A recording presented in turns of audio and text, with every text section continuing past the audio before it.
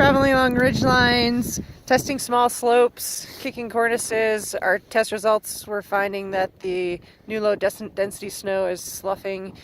No other results, and the cornices are layered with soft snow on top and firm snow underneath from past conditions.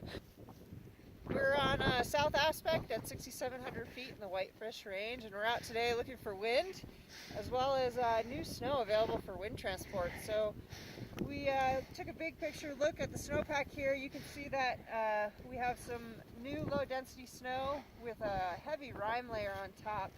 That'll probably prevent that new snow being able to transport unless we get really strong winds. Below that you'll see a 1 finger to pencil hard slab.